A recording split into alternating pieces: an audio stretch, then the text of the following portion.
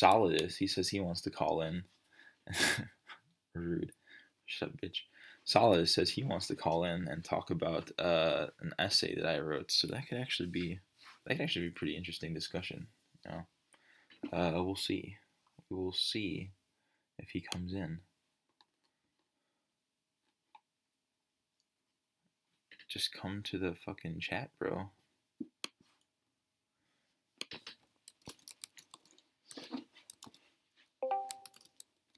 Oh, is he here?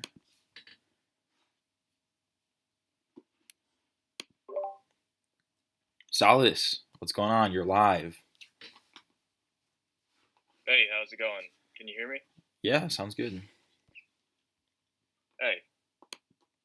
Yeah, so I guess you don't have any callers, and I was planning on talking to you about your essay anyways, so I figure I'd give it a call in.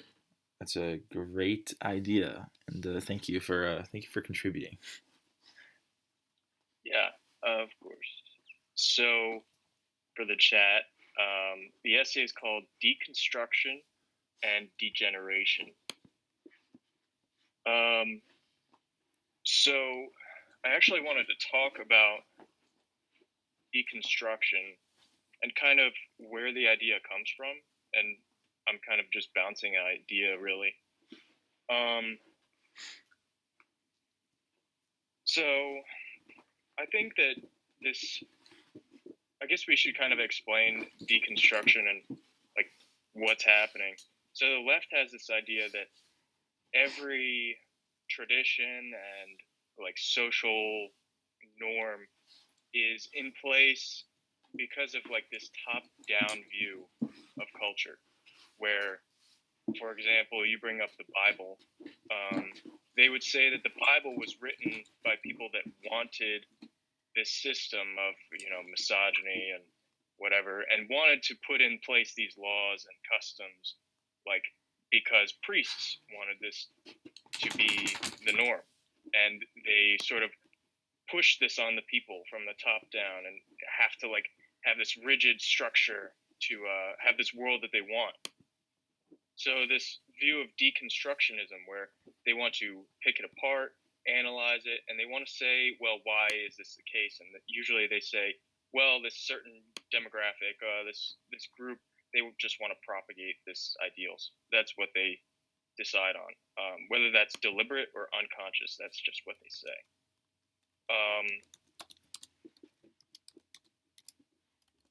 I didn't really see that in the essay. I'm not 100% through it, but is that how you would say deconstructionism sort of takes shape?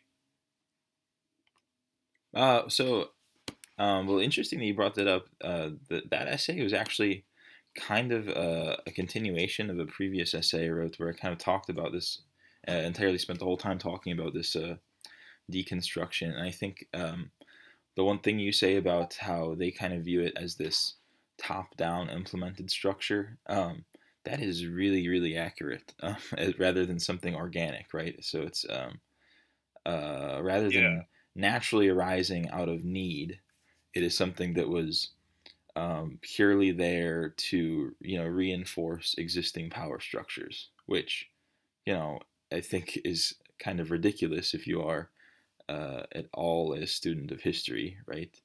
Or even just a student of human nature. It just doesn't make a whole lot of sense. But deconstruction as a concept, I originally related it to the concept of progress, right? So you have the leftist idea of progress and what is progressive.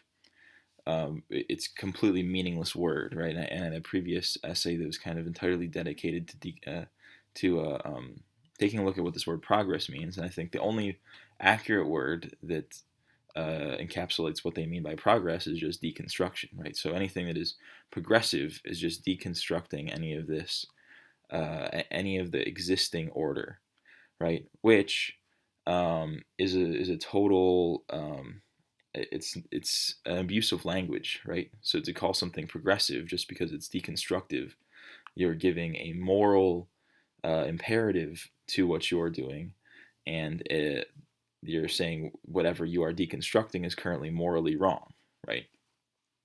So you, the second essay was kind of to talk about how to move out of this agnostic look. We're saying, you know, the order is what it is. It's not good. It's not bad, right? So whereas the progressive would say the order is specifically bad and it must be deconstructed, right? I would say the reactionary conservative traditionalist would say the order is inherently good and needs to be preserved, for various reasons that I went into. Uh, so really what we have to do is we need to fight against this deconstruction because we naturally do support, natural order. We support natural law. We support logos, all of these things. Um, yeah, so I guess that was what I was Yeah, really getting at, and it sounds like I mean, I highly recommend you read that first essay. Now that you brought that up point about what is deconstruction. Well, yeah, I tried to go into that, but I really like, and I don't think I went into this enough. Was what you brought up was top down versus organic, right? And I think that's you could go into a whole another essay yourself, on that distinction. But that's very interesting. yeah, and I might actually, but you said earlier, you said the phrase abusive language, and language is the key thing here. And I'm not ready to draw any conclusions on like what we need to do to like fight against this, but I think that we're kind of at the phase, even though things are getting bad and like it's like a very oppressive sort of social environment for these ideas, we still don't understand. Like most people still don't understand really the underlying thoughts of the left. And one of the key distinctions between us, like people that like think there are natural systems that form, and them, where they need to control everything, is the approach to language itself. So I would say that most of us believe that, or at least I believe this, that knowledge comes before words. I think that language itself, by its nature, is it's reductive. Each word has to be reductive of thoughts. We don't think in words. We hear our thoughts as words and repeat it back to ourselves. But really, our minds don't operate purely rationally in terms of definitions. So, knowledge itself, like the words, are really tools of interpreting knowledge. And I think that there are few people that can articulate knowledge through words for everyone else to understand. But I think there's a larger amount of people that understand things intuitively, like um, like how things ought to be and how things align with nature. Like we know what's right and what's wrong intuitively. But the left, with deconstructionism, they they see words as relative and knowledge as relative, and knowledge springing from definitions, which is why they're so they have to control language. They have to control the narrative. They can't have an individual interpret something for themselves. They see that as a dangerous thing, and I think we see this in academia specifically. Um, so I might be getting off track. Would you like to respond to that? Are you following me there? No, I totally, I could go on a tangent. I know, I totally see what you're saying, and that's actually something I haven't really thought about a whole lot. You have something like, intuition, a priori knowledge, versus this entirely, you know, outlined, shellacked professional kind of knowledge that is very much rooted in language, as you said. Um, and that is a really good distinction because when I talk about things like natural law or order and logos, that is not something you can really put into words very effectively. That is always going to be something Exactly. that is intrinsic and very it's hard to convince somebody that natural law exists unless they feel it themselves in a way, um, Right. versus And if you here, I'm sorry to cut you off, but I don't want to forget this to mention this. Like, my belief is that there's just three parts of a human, and The first part is obviously the body and like all of the material that makes it up, and that's where we have like physical science and everything. We can study even parts of the brain in terms of our body and chemicals and things. It has a very strong hold over us, equal with the other parts. The other part is the mind, which is where rationality and words come from, and has us define and interpret things. And those two, the left, they do believe in.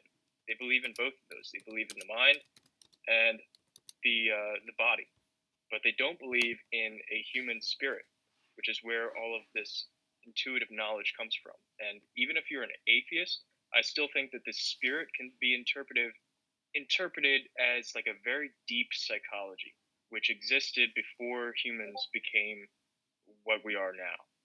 I think that anyone, whether you're deeply religious or an atheist, you have to agree that there's a third component to us that is not being acknowledged by these elites in academia and science, and instead it's being, for example, in like the medical field, people come into doctors and they say they're depressed and all this, and the doctors are like, well, your dopamine receptors aren't really functioning properly, and they just give you medicine because that is what they believe. And it's very dangerous that these people are pushing towards technological progress because they don't see people as having souls, really. They see them as units, and they see everything as relative. And once those people are in power, they will commit atrocities. Yeah, and that's exactly what you're saying. It's a mechanistic problem to a metaphysical. Sorry, it's a mechanistic solution to a metaphysical problem. You can't just redefine and recreate a human and expect that to be the solution to a very human problem. Uh, so if you're just going to ignore that, soul and spirit aspect, uh, you're never going to be in harmony with anything that is anything that is metaphysically real. You're not going to be in harmony with that natural order. You're not going to be in harmony with uh, whatever you consider God or the spirit.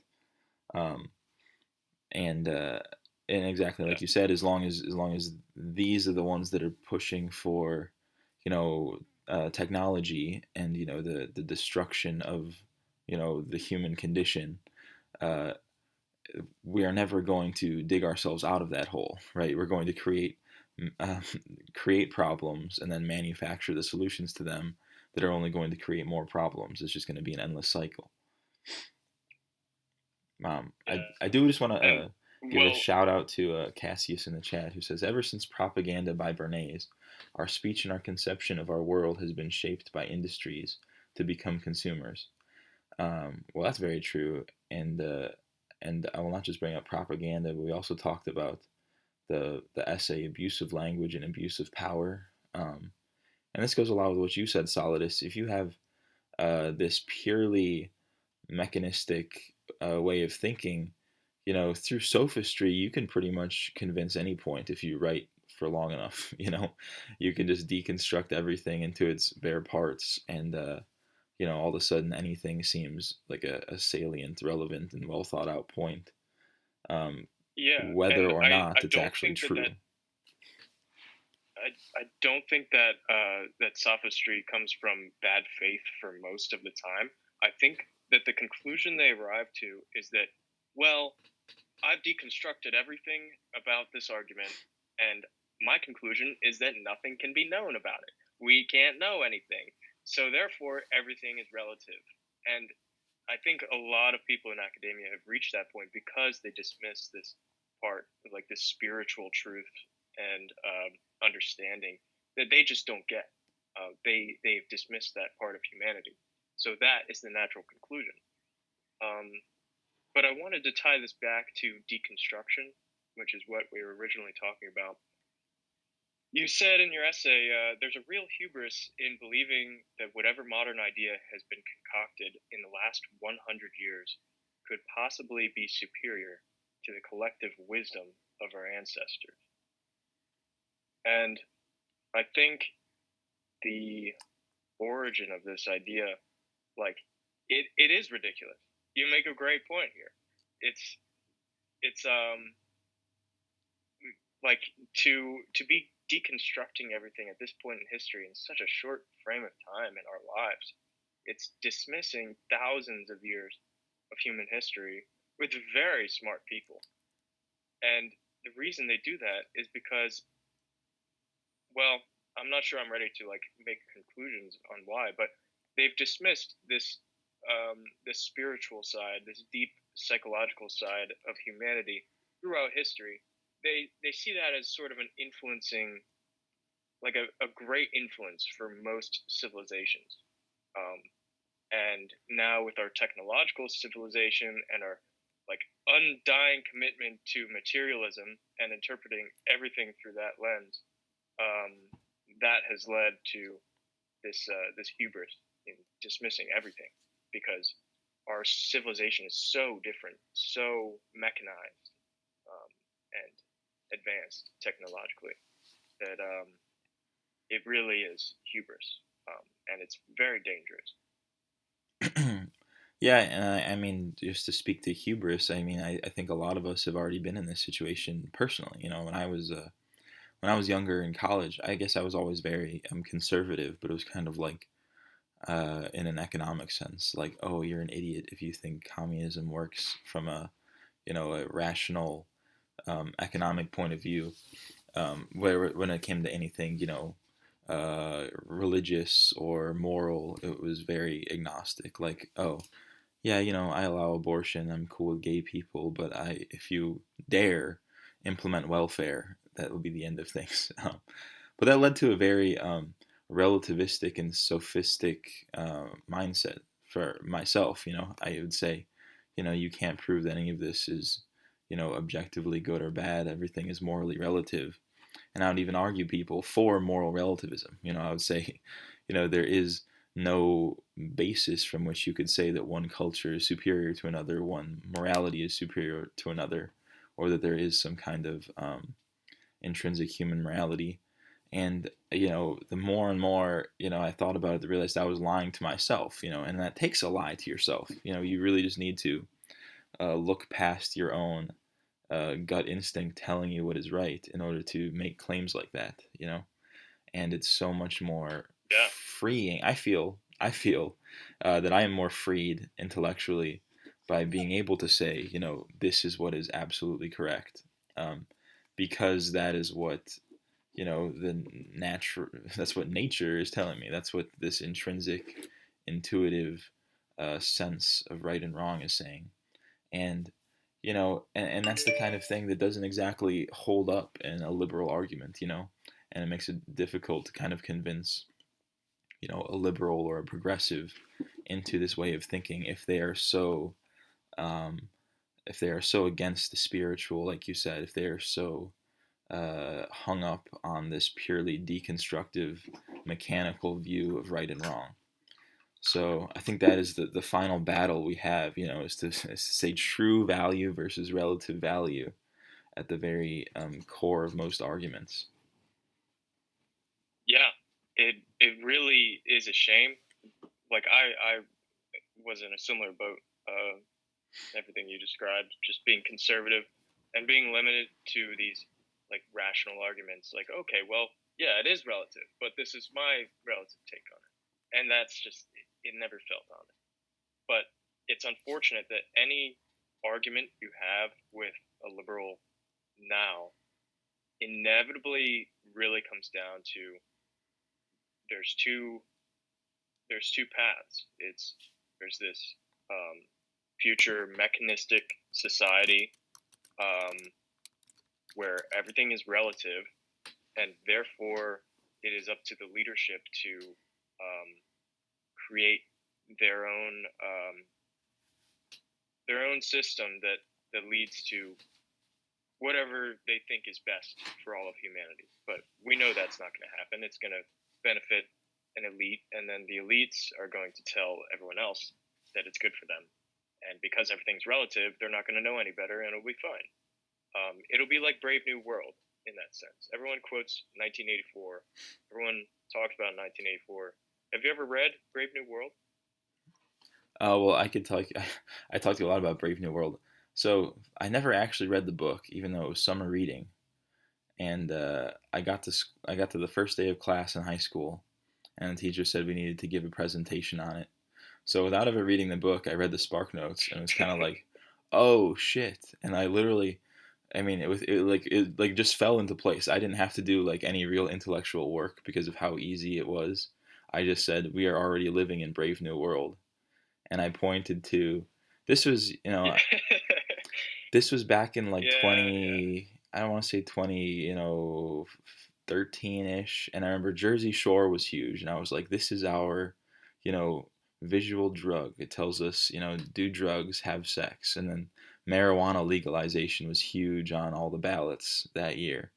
And I pointed to that, I pointed to television, and my teacher, who was kind of a lib shit, she loved it. She gave me an A plus, and but that's the thing. I don't know how people can, you can have these, liberal English types that can literally look at a presentation done by a child.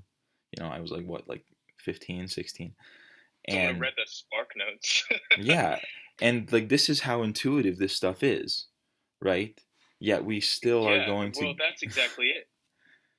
uh, He wrote this in the 1920s. It wasn't that there was like this overwhelming like Jersey Shore's like playing and everyone's talking about it. Like Aldous Huxley recognized this future of humanity. We have two choices, and one interpretation is to say that everything is relative, and that inevitably leads to um, a top-down structure where people decide what is good for humanity because everything is relative. People with power decide, and there's no truth, there's no good and evil. It's whatever they say it is, and whatever they think good and evil should be, they make it that way. It's really like a, I don't know, it's like playing God, and it's just very evil in itself.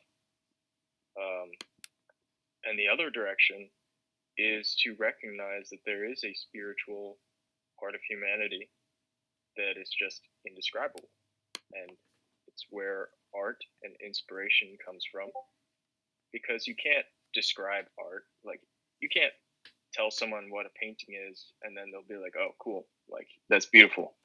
No, they have to see it, and they have to be inspired by it. They have And in the same way that you can't describe someone in words what the painting is, you also can't analyze the painting for color choice and like the materials that it used to make the paint, and what kind of brush it used, and like how the brush like touched the canvas. Like, you can't just look at that and say that's the painting. The painting is what you see when you first see it, and what it says to you, even though it doesn't have any words, even though you're not looking at the materials itself, you're looking at the painting as a whole. And that's my best description of that third part of human experience. It's just indescribable. It's the whole painting. yeah, Um, I, so you go on. oh no, I'm just saying I totally agree with that. I think that's a very good point. Yeah.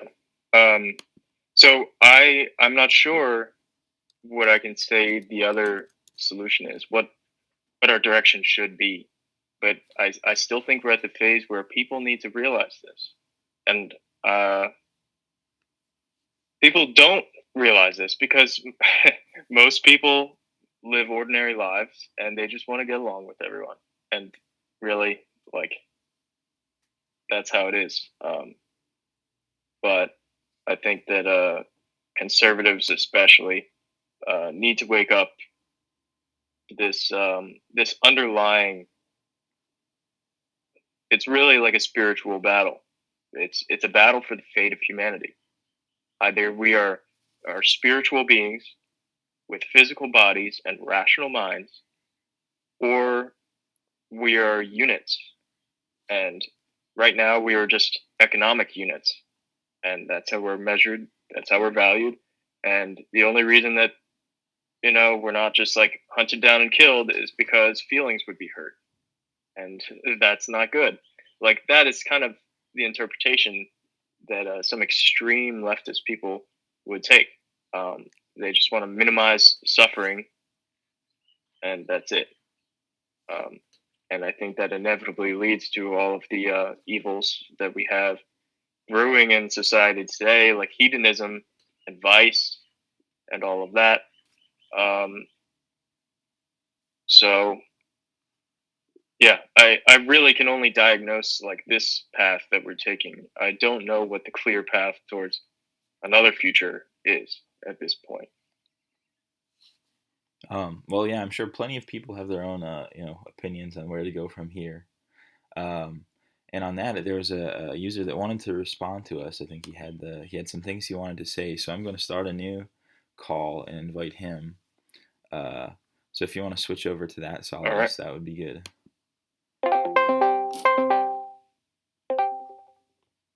Holy shit. All right, so we are on with Stephen Baker and Solidus together. All right. So Stephen, you had some things that you wanted to bring up. Yeah, hold on. It's just a few things I was going to talk about. Let me see. Earlier you were talking about natural law. Do you mean like Aquinas' natural law, or do you mean like actual natural law, in which you observe the laws of nature that animals follow, and then you apply them to humans? Which one do you mean? I definitely mean the metaphysical natural law, not like a Darwinian sense. I mean, wouldn't it? I think it's metaphysical anyway. Well, that's tough. Because I think you have multiple interpretations about whether things like um, animalian instinct are something metaphysical or something purely mechanistic, right? Passed through DNA. Um, and I'd say it's really hard. I mean, in the same way that obviously I think a human has more agency and the ability to, the ability to think in logic and have free will, that separates us from an animal. In the same way, I think, that might also say whether an animal is purely mechanistic or possibly metaphysical. But you'd have to agree that humans we're subjugated to the same laws. Like, we still have to follow hierarchy. We still have tribalism. I would We agree still with can that. have a Darwinian like survival of the fittest. Yeah, I mean, because if that wasn't true, then basically leftists would be right now, because they think that like we're somehow levitating above the animal world and we're all equal to each other and we're somehow above these laws, but we're not. We learned that the hard way. So, you're talking about animalian instinct. I assume you're saying that in kind of a derogatory way. I'd rather have animalian instinct than what we have now, honestly. And I don't know. I would say partially you make a good point there. To the point where I Partially. guess a purely instinctive animalian society might be superior to what we have, but I also think there has to be a certain level I mean, of I don't know. Like, what I see is like we have zero. Like most things. I mean, you believe in duality, right? in what sense? Like metaphysical duality. Like good and evil? Not necessarily just like light and dark, and then masculine and feminine, all Yeah, these sorts of things. sure. Yeah. Well, did you? What I've noticed. Okay, I don't want to reveal too much, but what I've kind of noticed is that it seems as if, I mean, you can call them what you want, whites or European or Aryans. I've noticed that Aryans and Semites or Jews, they always seem to be at the very opposite ends of like whatever dichotomy. Like, I could probably write like a whole list of them, but I noticed that either we're at the opposite end of the dichotomy or we overcome the dichotomy. I can't really give a good example right now, but hold on, what were we talking about? I'm trying to forget. Hold on. Okay, so for example, you might disagree with this, but you noticed, obviously, that Judaism is super tribalistic, right?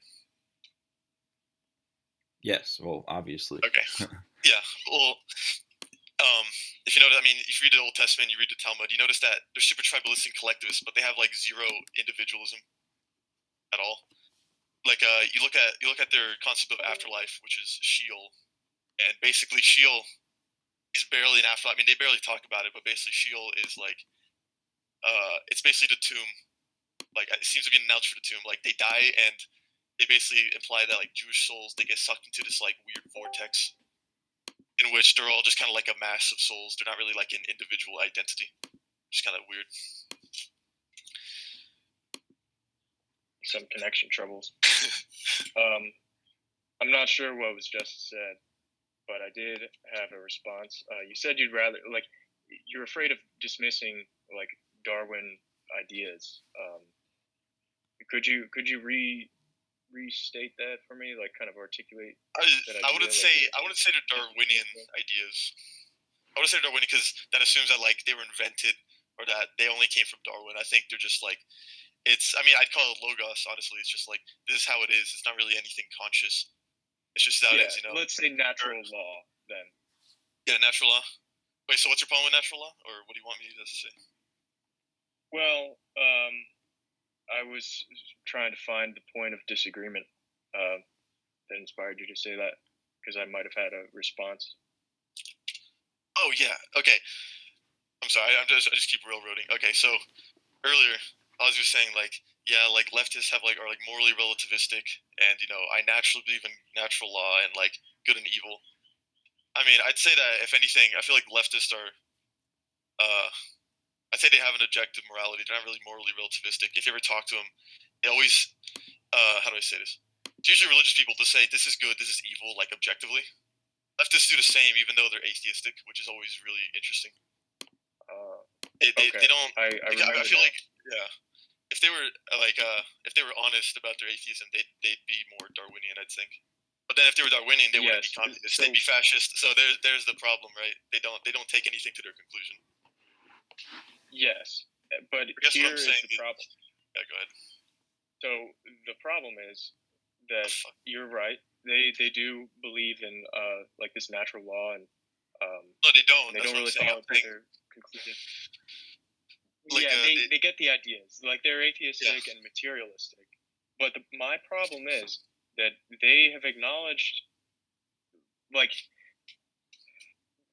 when I was talking about spirit being like a third part of humanity, like mind, body, spirit, we can frame that as like a deep psychology, like very deep psychology before language comes into play.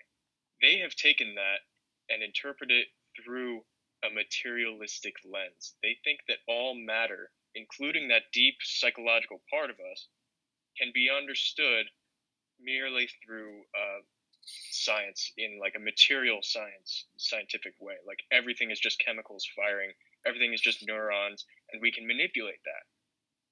They completely neglect like the need for spiritual fulfillment or purpose or beauty and things like this. They take that also and reduce it to this materialistic interpretation, and that is the danger, because with this it's turned into like trans. Like we see a fucking sorry Trovo, we see like a trans person walking around in public, like with the piercings and the dyed hair, and you're like, that's not a man, that's not a woman. Like, what the hell is going on?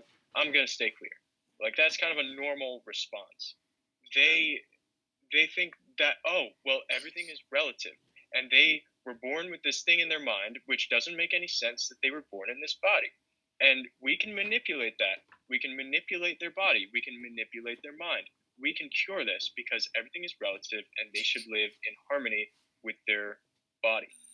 But they completely neglect that there is a deep, deep psychological sickness that comes with this. There's ramifications on their worldview and their interactions with others. They have no concept of love and beauty and natural goodness. It's completely lost in this wave of scientific interpretation of how things should be. Can I respond? Yes. Okay. I guess that's my point, though. It's just like I feel like you and Ozzy, your point is trying to be like, oh, like we're living in this like morally relativistic world, and that the the solution or like naturally objective morality is good. I'd say it's mostly the opposite. We live in a world where like, so how I'd say this. So basically, like when you have these words like good and evil, where you try to put this objective thing on it, I feel like what you're basically doing is that you're falling into the same trap of like of this kind of like anti-natural law metaphysics. Like I was talking about earlier how like humans are basically animals. Like where's good and evil in the animal world? Like is it evil if a lion eats a zebra? Is it evil if a zebra escapes and then the lion starves? It's just tribalistic.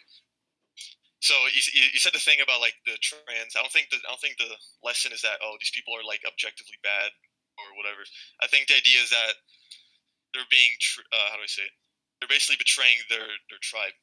So for example, if you're like a white trainee, if you're a trainee, you're basically never gonna have kids, and psychologically you might infect other people by acting feminine. You might fuck up the psychology of men around you. So what basically happens is that there's always an objective natural consequence of things. It doesn't have to be this spiritual thing. I'm not saying I'm an atheist. I'm just saying that like saying these words like natural goodness and stuff. I just find it like vague language. It has no basis in reality. Well, one thing I'll Okay, say where I agree with you.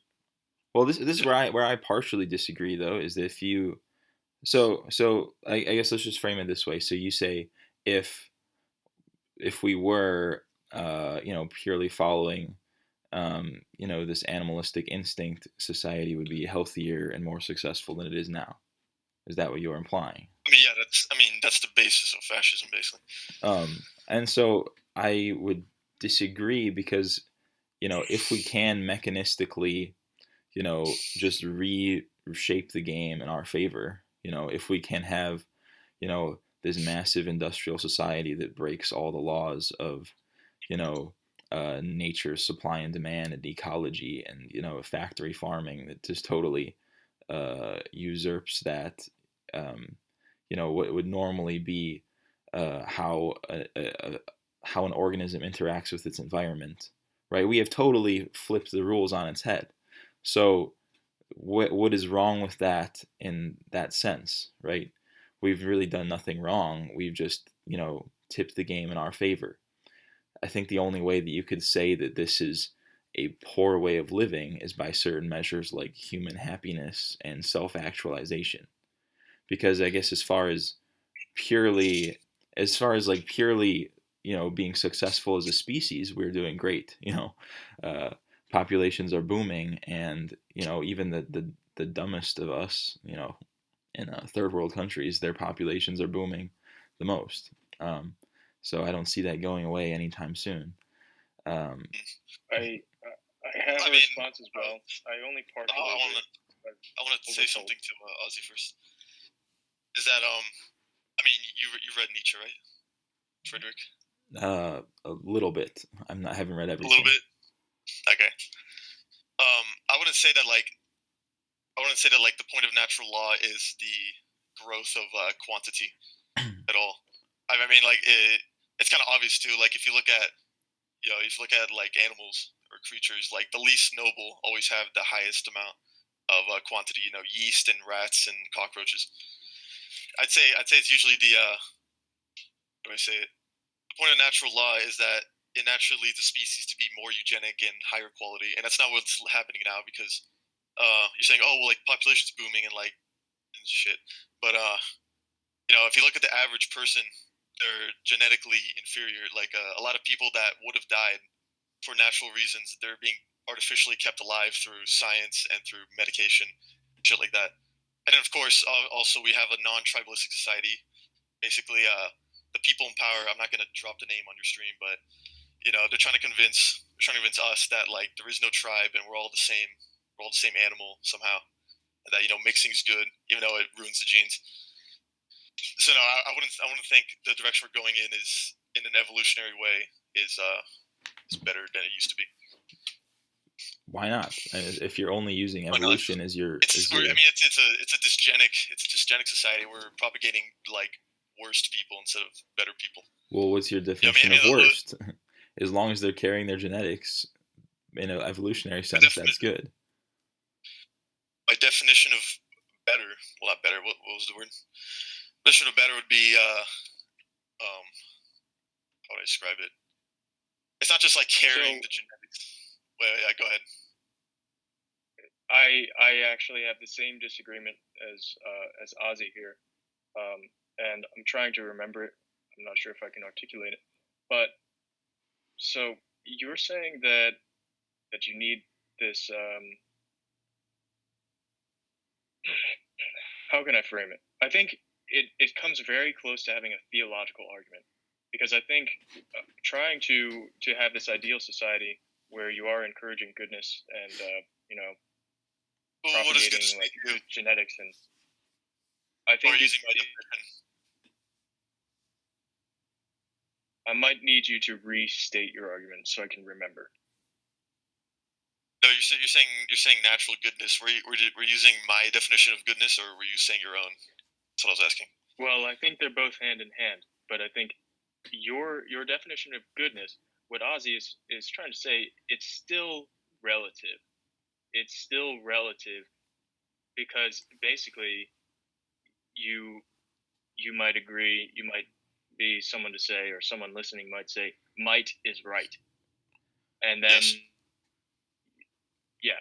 So with that, you also say, well, the mighty should continue, and we should encourage stronger people to come in future generations and continue to push society towards a better society. If there's more great people, strong people, smarter people, then society will continue to get better and better and better.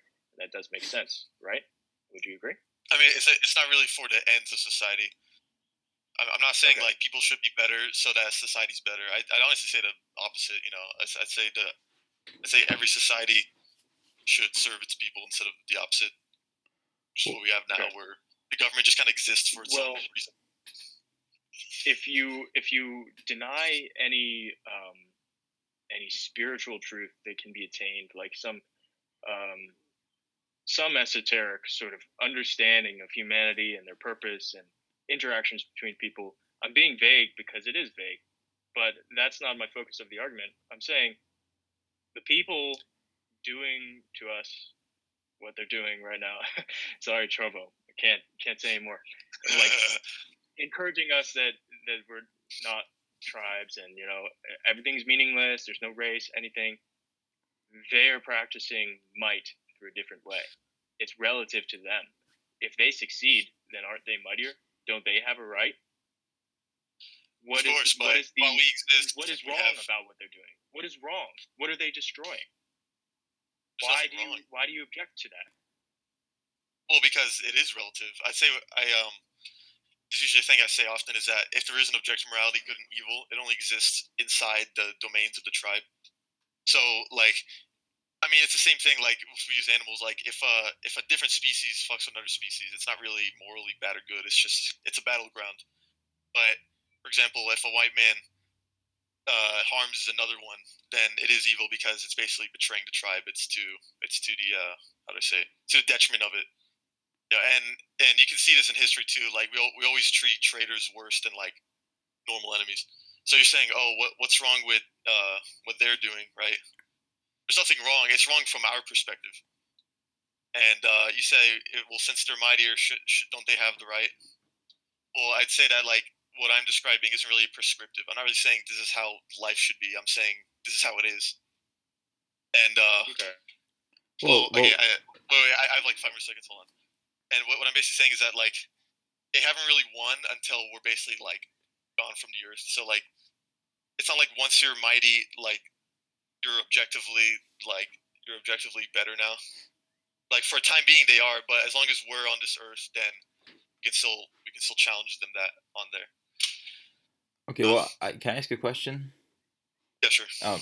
So earlier you brought up, difference between, like a cockroach, it multiplies, Yeah, because it's quantity over quality. quantity over quality. Okay, but you use this word quality. What makes, a so-called higher being? What makes it greater than a cockroach? What makes it more valuable?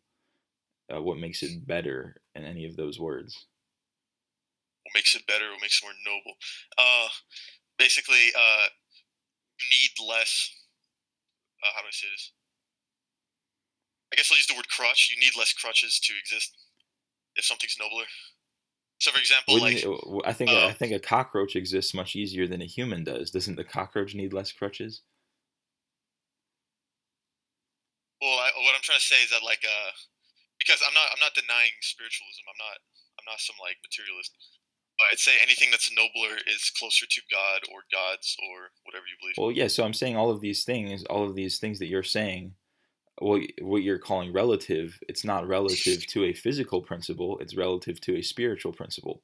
And what you say is nobler, and what you say is better or even mightier. This is all being measured against a metaphysical principle, which is, I just want you to see that right there. This is not a purely mechanistic. This is not a purely instinctual worldview that you have created. It is still based on total, absolute principles that I don't feel like you're recognizing. And I want to follow up on that quickly.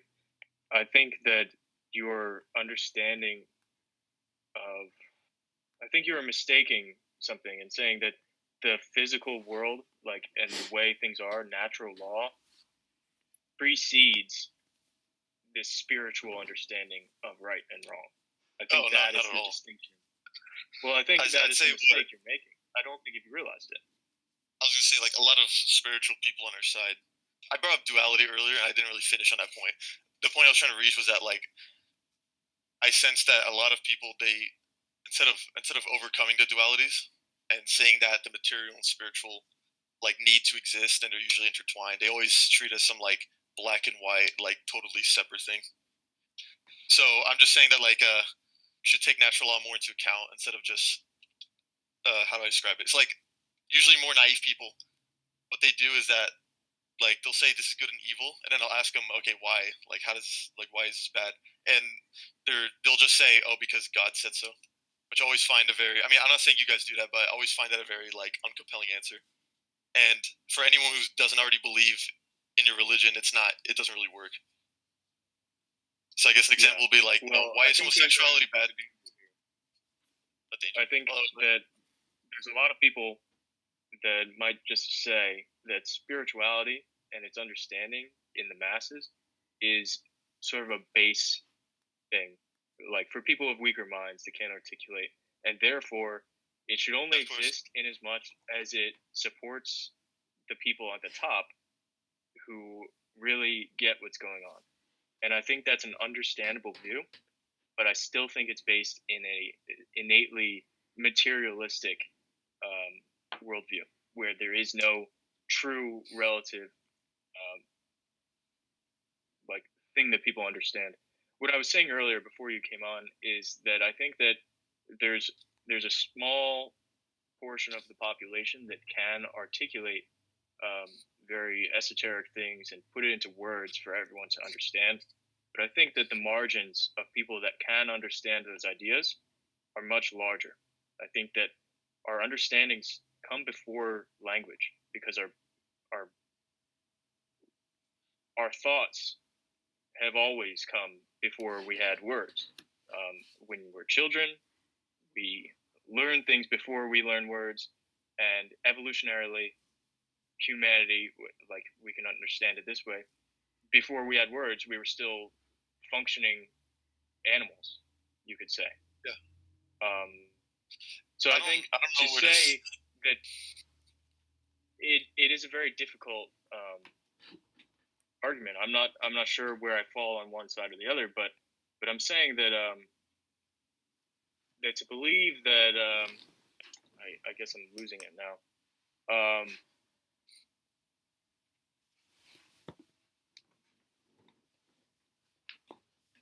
Yeah. To say that that people need spirituality only in the sense that it serves social systems is, I think, it's dismissive. I think it's dismissive, and it gives way to people that come into power, and that's the way they understand things without being aligned with truth themselves. It gives way to people that exist now, and their worldview is that everything is relative, and they need to be the ones that control the narrative that everyone else follows because they're not understanding, because they don't understand. It is like a horseshoe theory in terms of spiritual folly, that it is so dismissive that it allows future generations to abuse this system and then we end up exactly where we are. That's my understanding of it. Wait, so I don't understand why you brought up the thing about spiritual elite. I don't know why. Is that what I thought? Is that what I was talking about? I don't really understand. If there is no adherence to a spiritual truth, a higher power at every level of society, including the very highest, the head of society under a fascist system, then future generation will inevitably turn into corrupt, like it will inevitably turn into totalitarianism, where things are relative. If I think, well, like, why, I don't know if you believe it yourself or not. Are you saying like, oh, if there was an agnostic like fascist society, then it would become like degenerate? Like, what are you trying to say? It's an over reliance on the rational mind, saying that, well, spirituality is irrational, but it's the way that most people understand things, so that's the way I have to frame my rational ideas. I don't think that's the case. And I think that elitist mindset gives people in power, like sociopathic people, can come into power with that mindset. And they would use that as justification to manipulate the masses towards something that is not spiritually true. Yeah, I guess that's true. What was I going to say? Oh yeah, I was going to bring something up about this dichotomy thing. Are you familiar with Hermeticism? No. Like alchemy, or like medieval alchemy, at least. I'm you don't know familiar. You know what Hermeticism? I know what it is. I haven't read in depth about it. Oh, I mean, I will actually book on it. It's pretty good. Hermetic tradition. Well, basically, there's these like basic laws in Hermeticism, which is like this esoteric thing, and one of them is as above, so below. Have you heard that before? Yeah. Well, actually, Casey, if you're in the chat, Casey's literally brought this up. He says, "Man is a spiritual being by evolution." I would love to invite him, but he doesn't have a mic. He's been trying to get in every single week, and he doesn't have a mic yet. The mic I'm using is like a $20 one I got from like Best Buy. But yeah. So like you know what above, so below means, right? As above, so below. Can you give a summary? Okay. As above, so below is as in like a spiritual sense. Like as above, so like, I guess that would be like what happens in heaven happens on earth, if you want to call it heaven. And what it basically means is that like whatever laws, let's call it natural law or logos, whatever laws that govern the material, it's usually similar, if not the same, as spiritual. So I guess I'll say that like I'm a pagan, and a lot of people think like, oh, are you LARPing, or like, are you just doing this like materialistic, pragmatic thing? But it's funny because I was actually in a similar position as Ozzy. I was this Catholic who was reading Evola, and then I kind of reached my own conclusions. And I read about above, so below. So I was thinking, okay, well, this is how real life governs, and that means that's how it must work in the spirit world. And I noticed that that's usually a lot of the pattern is better with paganism than like Christianity, for example, where Christianity basically says that like all souls are equal in heaven, even though we're not equal on earth. That makes zero sense to me. If you want to go on that tangent, go ahead. But like, how come souls are equal in heaven?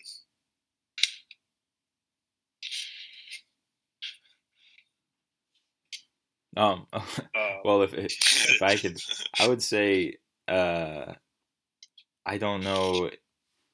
Look, while I do consider myself a Catholic, I'm not very deep into Catholic theology, and I don't know if that. What? I thought you'd be the most like knowledgeable of all of most people. I mean, I don't know. I was actually a bit of a heretic for a while. I kind of abandoned. I was throughout college. I was entirely agnostic. I've only recently, rediscovered spirituality, and I haven't even had the chance to go to church in the past year because of COVID. So that sucks. But yeah, and so Cassius brings up here in the chat, souls are not equal in heaven, right? He says saints, literal saints have greater souls. Well, I mean, I guess that's okay. I'm not going to railroad too much, but that's kind of a problem I see when arguing with Christians, is that anytime you talk to them, you always have to follow their interpretation. And I bring this up because you know who Honkler is? He's like this Protestant Canadian dude. He used to be on our Discord. Yes.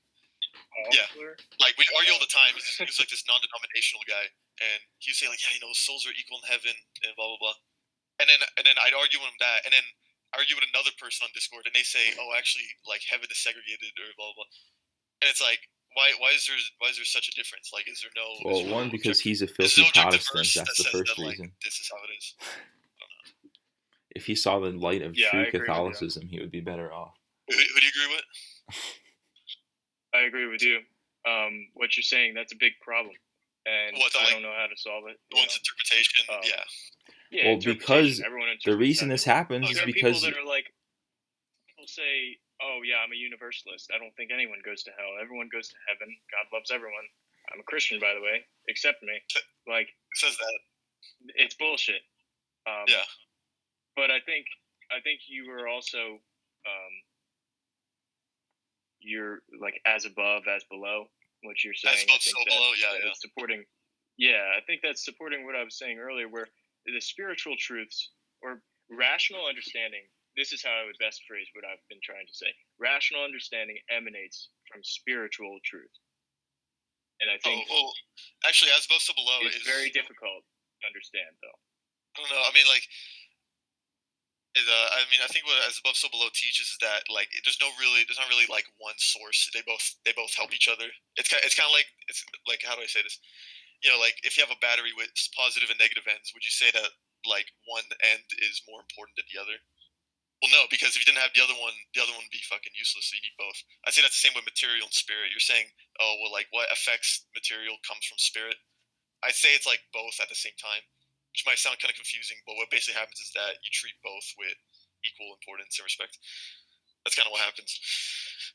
It's a symbiosis. It's not really like a downstream thing, I'd say. Yeah, that's how I see it. At least the nature of spirituality and that everything there, it's too hard to grasp, really, to say one thing or another, which is why we have so many interpretations. So I'm sympathetic towards you saying you're a pagan. Yeah. Oh, thanks, man.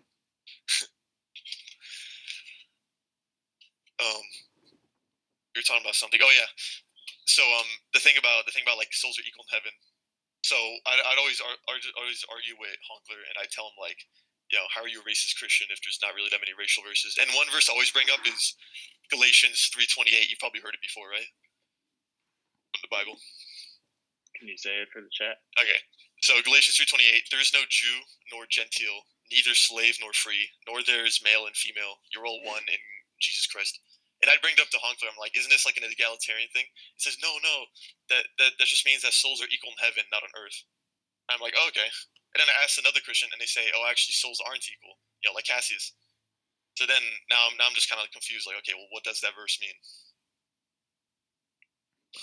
Also, so I guess I would address 2 points. I'll post in chat. I'm sorry. Well, the first thing I want to say is this: part of the reason you have so many of these different interpretations is because there was a certain point where you had a singular church authority that was called the church, and now you have however many denominations of Protestantism with its own interpretation. And the thing is, you say that. What? Well, okay, I'm not gonna. I'm saying I knew you said that. I knew you say like, oh, Protestantism is the reason why there's things. But like, I mean, even talking to different Catholics, it's like it's always a different. Well, it's because even Catholics are completely unaware of Catholic theology. I mean, how many people have read? I mean, I certainly haven't. I haven't read St. Thomas Aquinas. I haven't read St. Augustine, and these are 1,000-page volumes dedicated exclusively to, parsing these things exactly how you say and looking through, the very particular aspects of theology. And the average person does not do that. And it used to be you had church scholars who would do that and then, pass down the wisdom through the authority of the church. And we don't have that anymore. Let me actually tie this all back to the first thing I said. Real quick? Sorry. Yeah. So Ozzy's saying like, oh, we used to have this like esoteric or like spiritual elite, and they would basically decide what the interpretation is, and that was better. But I remember earlier you were saying, oh, we can't have that, Mr. Solidus. I just thought that was interesting. Well, I think we What did you absolutely say? should have spiritual elite. I don't know. I mean, like it's not really should. It's just like I mean, like with natural law, like it's descriptive. I think I'd say it's genetic too. Like I don't think like being born in a certain family means like how do I say it. Like if you're like family is like a family of priests, whatever. I don't think that makes you better interpretation. I think certain people are just more spiritual than others, even if they're like born a peasant. Yeah, I would agree. Yeah. Yeah, I definitely agree with that. But what I wanted to say is one of the first things I said when I came onto the stream first was that language itself, words itself, are inherently reductionist. They don't capture meaning itself. They're tools of understanding, tools of interpreting what we already understand. We don't think in words, we understand our thoughts in words and we say it back to ourselves. So the danger of interpretation is taking word for absolute truth, which is why you can't just understand grand concepts in spirituality through individual verses that you pick out to support an argument. The word itself is valuable because it's been passed on through thousands of years, through generations, and as a whole, it inspires you towards understanding. And it's hard to describe, but basically, if you have an experience, I mean, maybe this is just a really dumb example, but let's say you go on an amazing vacation and you want to tell everyone how amazing it was. Well, you can write a million fucking essays on how amazing it was, and you're still not going to like transfer that entire understanding, the gravity of what it meant to you, to another person because they're just words. It's not experience. It's a totally, it's not reality. It's only tools of understanding and sharing that with people. And as I said before, very few people are able to do that. Like poets, especially, are valuable to society, not because they clearly articulate an idea, but because they can inspire people to one idea, like inspire beauty in everyone without exactly articulating it. Yeah. Oh yeah. Hold on. I just wrote some like keywords. Whenever you and Ozzy were talking, you're talking about the painting thing. How like whenever you look at a painting, you never say like you never divide the thing into like, oh, what color paint is this, or like what canvas is this. You just take the whole painting into one sensation, right? You take the whole thing into as a One whole. Yeah, interpretation. yeah. I'd say that's brilliant because that's I mean I don't know if you meant it or not, but that's actually a great way of describing like fascist worldview and society. The organic society, if you've heard that term. Because whenever you like how do I say it? Whenever you take into account like I don't know the French as a whole, you don't say, oh, here are these 1 million people that happen to be born here and they're all individuals. No, they're like one entity, right? It's like an organism, which is kind of how fascist society should be. It's not really like, oh, here's this individual and they're a blacksmith and then there's this banker. What is a human? What does a human mean? I think when you take the human as an animal and look at that, what does it mean? Or yeah, sure. I think that's more what I was saying. Not civilizationally. Like what does human mean? Oh yeah. Yeah, exactly. Because you don't say, oh, human is like a big piece of skin and it's tied together and it's filled with organs. You don't say that. Well, that's what people say. That's the implication underlying leftist thoughts and like the way they interpret things. So I think civilizationally, like in terms of government, it's not really what I'm arguing for. There is an argument for that, but I'm saying like from a you articulated well. You understand. It's like as a human. I mentioned earlier how like leftists have like a flawed like objective morality, right? Or like even though they don't have a god, they still believe in good and evil, and they don't really explain what that means. They believe in feelings. They just don't want to hurt feelings. Yeah, exactly. Man. They think that I was gonna say that. They hate themselves. They fucking hate themselves, and they think that they're suffering, and they don't want to inflict suffering on others because they sympathize with that. They think that makes them a good person. Like, oh, I am suffering, and so are they. Like, I wouldn't want people to hurt my feelings, so I don't want to hurt anyone's feelings. That is literally the essence of their beliefs. And they will tell you, if you're not arguing politics with them, if you're talking about their lives, eventually they'll tell you that they hate humans and they hate themselves. They will fucking tell you that. It Yeah, is it's a exactly. very degenerated sense of morality. Well, I know if you, I don't know if you guys watch Edward Dutton, but he talks about like there's a certain basic biological factors that go into how humans view morality, and the things that liberal progressives they hold above everything is harm avoidance, right? So you have this you have a grander morality that's based on a lot of other things, like cooperation, disgust, things like that, whereas they exclusively hone in on harm avoidance and shape an entire worldview based off that, which is totally incomplete and very degenerated. It's funny because I was actually about to say what Solidus basically said, which was like I realized that like their objective morality of good and evil is basically like suffering is bad, being uncomfortable is bad, struggling is bad. Because like they'll want to do like things that are good for them, but if it hurts them in the short term or the long term, if it's uncomfortable, they don't want to do it. It's bad. You can't do it. And my second point was that Nietzsche calls this slave morality, where basically like people always focus on suffering, and they hate being alive, and they don't really work for truth. They work for interests. If you can tell the difference, basically, uh, for example, I mean, affirmative action is a great example of that. Where like truthfully, these people they don't deserve this job position because they're not as smart, but they're working for interests because for they themselves, for short term, they get money. So even if it's anti-truth, it works in their interest. That's basically slave morality, and that's leftist morality. Um, well, guys, I Basically, just want to getting say, getting shit you don't deserve is basically what it is. well, I've had a great time talking with both of you, but we've reached about an hour, and I know I have to wrap up the stream. Feel free, you guys can continue, but I got places to be and things to do. Yeah. Um, Well, I gotta go too. Actually, I mean, I was waiting for my turn to get on. No um, offense.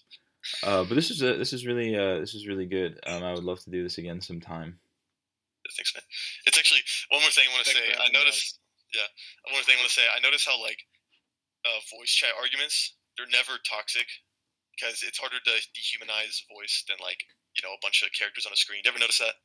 Like if us three were typing, we would just be talking shit the whole fucking time. Honestly, we wouldn't understand what anyone's saying. I don't know. Don't underestimate my ability to dehumanize people in person. Okay. I'm joking there, but Yeah. you know what I mean. But it's really easy to like just be an asshole when you're talking to a series of characters rather than with your voice. Yeah, I agree. But yeah, I guess that's it. I mean, I thought there'd be like questions or whatever in the comments, but I guess not. Um, yeah, well, it's a work in progress. We peaked at 9 viewers. That was pretty great. Yeah, yeah. I mean, I told some friends that I was gonna be on stream, so um, cool. Well, yeah, we're always trying to build stuff. Get more people involved and interested, and basically just have good discussions like this. So I appreciate both of you for hanging around. yep. I guess that's the end of the stream, right? Yeah, I'll stop it now. All right.